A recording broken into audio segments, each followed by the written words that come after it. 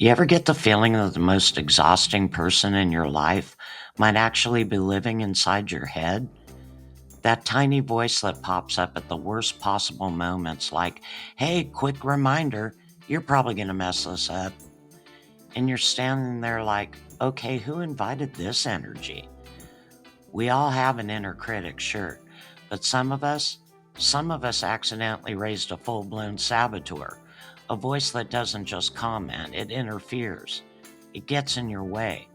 It steals your confidence like a raccoon sneaking off with a loaf of bread. And once that voice becomes the narrator of your life, it can quietly dismantle everything you're trying to build. Your inner critic doesn't turn into a saboteur overnight. It's sneaky.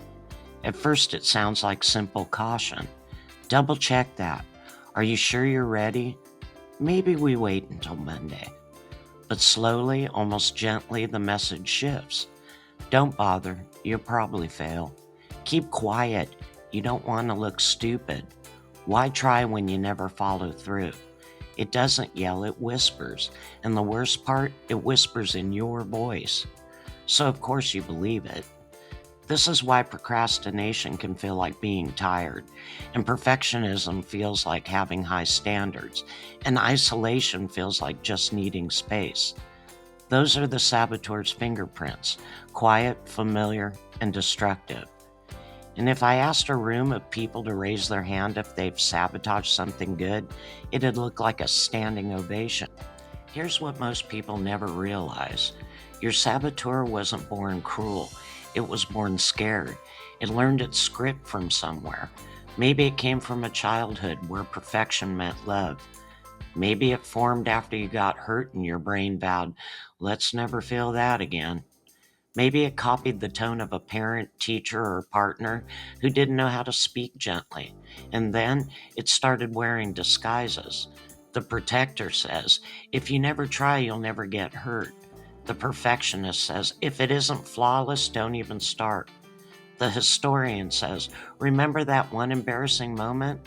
Let's live by that forever. The fortune teller says, trust me, this ends badly. It believes it's helping you. It's like having a smoke alarm that goes off every time you use the toaster. Annoying? Yes. Trying its best? Also yes. But outdated? Absolutely. Sabotage rarely feels like sabotage in the moment. It feels like being realistic. It feels like protecting yourself. It feels like not wanting to be disappointed. But look at the fallout. You talk yourself out of applying for opportunities you're qualified for. You shrink in relationships because what if they see the real you? You delay your dreams until the right time, which somehow keeps rescheduling itself. You stay small because the voice tells you small is safer. And the emotional toll?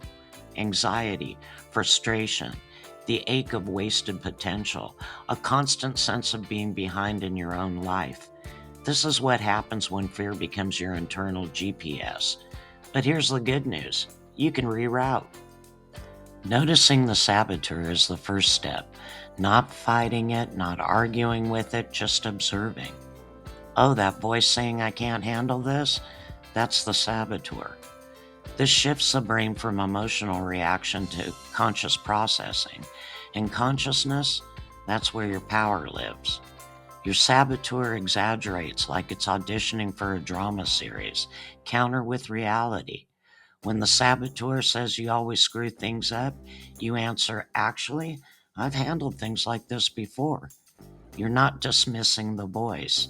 You're gently adjusting its volume. The saboteur thrives on being overwhelmed. Tiny actions will weaken it. Write one sentence. Send one text. Take a 5-minute walk. Small steps avoid the fear trigger and build evidence that you can move forward. Here's the twist most people miss. The goal isn't to silence your inner critic, it's to retrain it. You want an inner coach, someone who's honest, supportive, firm, compassionate, someone who says, you're capable, let's try. We'll figure it out. And if we fall a bit, we'll learn. Self-compassion isn't fluffy, it's practical. It's psychological rocket fuel because no one thrives under constant internal bullying, but people bloom under internal support. That voice inside your head, it's not your enemy, but it's not your authority either. Name it, question it, guide it. You're allowed to rewrite the script. And once you do, your confidence, your clarity, your creativity, and your whole future self finally get room to breathe. If you enjoyed this video, please give a like and subscribe, and let me know in the comments what your thoughts are. I'd love to hear from you. Until next time, my little cherubs, Meemaw's always rooting for you.